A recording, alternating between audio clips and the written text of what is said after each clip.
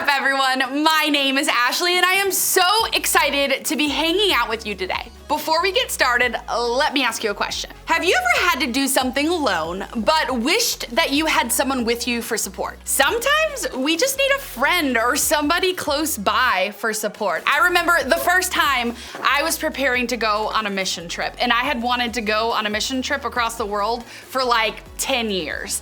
And I was nervous to do it, but it wasn't until my sister Megan was like, I'll go too. And I was like, okay, sign us up. I just needed somebody with me who was brave and who would go and explore new territories with me and have this amazing experience together. And maybe you can relate. Maybe there are some things in life that you just don't want to do on your own. Walking through a haunted house on your own?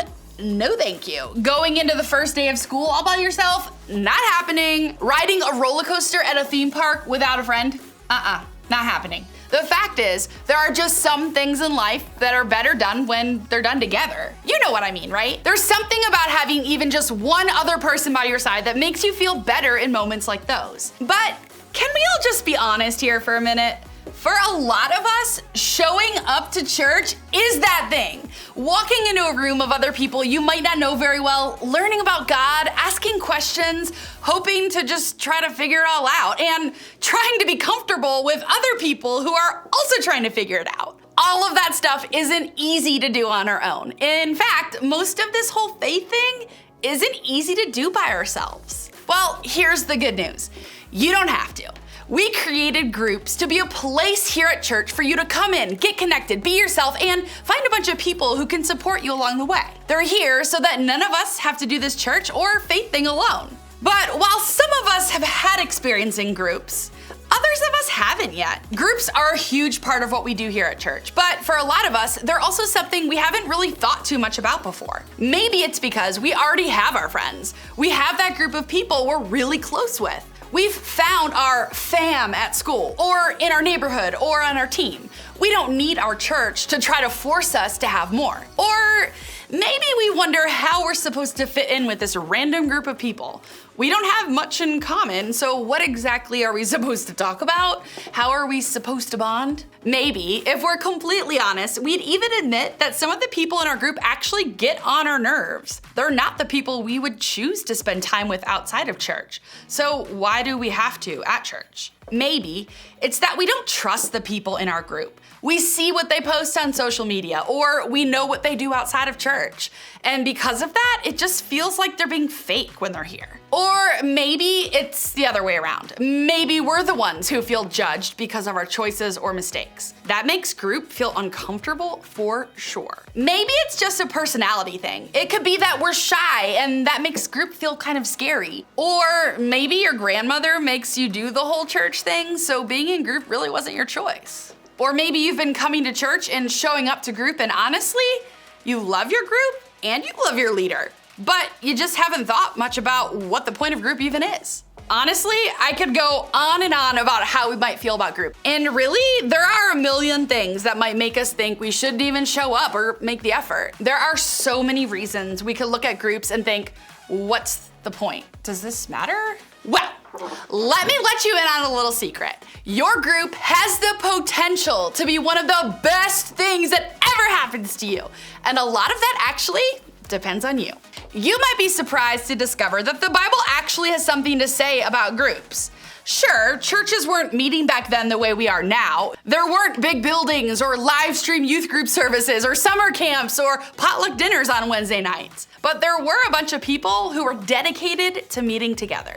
People who believed in and followed Jesus. People who didn't want to do this whole faith thing on their own. There's a book in the Bible called Hebrews, and it was written to some of these people called, you guessed it, the Hebrews. Now, the Hebrew people knew a little something about the idea of church. They had a long history of going to the temple, a place where they could grow closer to God and connect with Him. This was the way they could grow in their faith.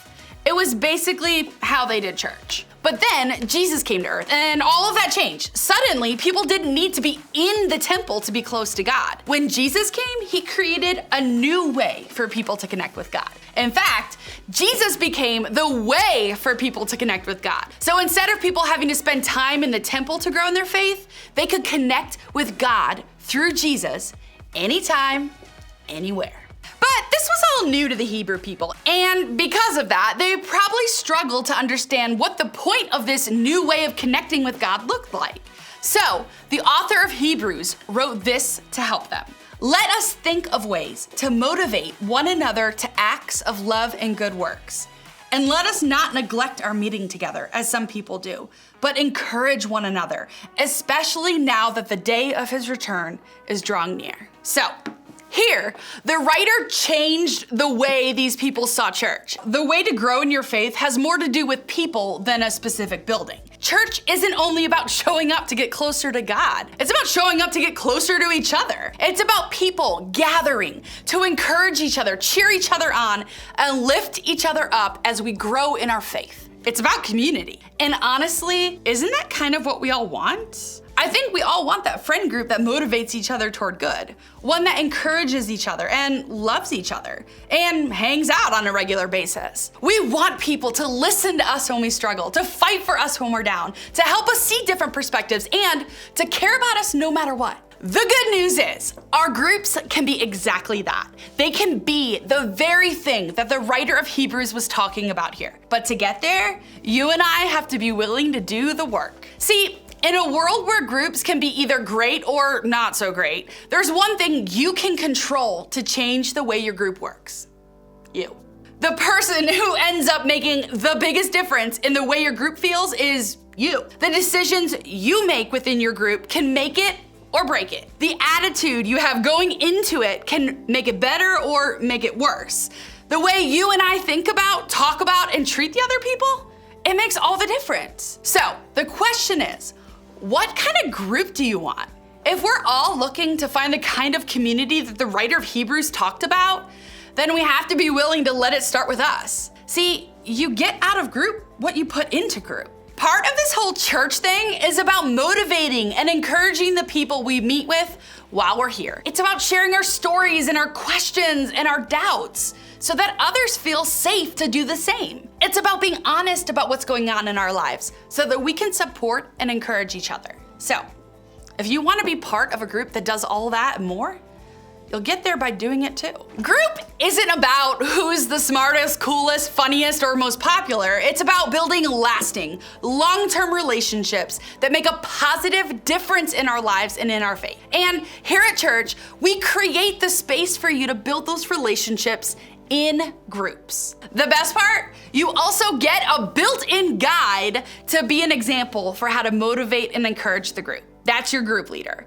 Let them get to know you. They're there to support you, encourage you, and love you. They can show you how to put more into your group so that you get the most out of it. Because remember, you get out of group what you put into group. If we get out of group what we put into group, then how can we make sure we're doing our part to put in the best possible effort? Well, I think it starts with 3 things. First, showing up.